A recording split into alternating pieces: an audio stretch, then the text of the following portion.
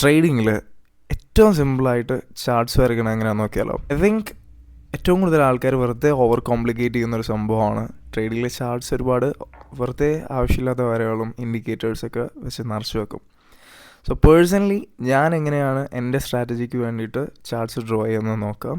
So I try to keep my charts as clean as possible. Step 1, നിങ്ങൾ trade ചെയ്യാൻ ഉദ്ദേശിക്കുന്ന സ്റ്റോക്കിൻ്റെ chart ഇതേപോലെ ഓപ്പൺ ചെയ്ത് വെച്ചിട്ട് 1 ഡേ ടൈം ഫ്രെയിമിൽ ഇതുപോലെ ഒരു സപ്പോർട്ടും ഒരു റെസിസ്റ്റൻസും ഡ്രോ ചെയ്യുക. ഇതുപോലെ നിങ്ങൾ നേരെ കണ്ടു കഴിഞ്ഞാൽ തന്നെ മനസ്സിലാവുന്ന സപ്പോർട്ടും റെസിസ്റ്റൻസും ഡ്രോ ചെയ്ത് വെക്കുക. ശേഷം സ്റ്റെപ്പ് 2, ഈ സെയിം തിങ് 1 ഡേ ടൈം ഫ്രെയിമിന് പകരം 15 മിനിറ്റിലേക്ക് മാറ്റിയതിനു ശേഷം, ടൈം ഫ്രെയിം 15 മിനിറ്റിലേക്ക് മാറ്റിയതിനു ശേഷം സപ്പോർട്ടും റെസിസ്റ്റൻസും വരച്ചു കൊടുത്തിട്ട് ഇതുപോലെ മേലോട്ടാണ് ബ്രേക്ക് ചെയ്യണമെന്നുണ്ടെങ്കിൽ നിങ്ങൾക്ക് ബൈ ഓപ്ഷനും താഴോട്ടാണെന്നുണ്ടെങ്കിൽ സെൽ ഓപ്ഷനും എടുക്കാം. ഉള്ളൂ, സിമ്പിൾ.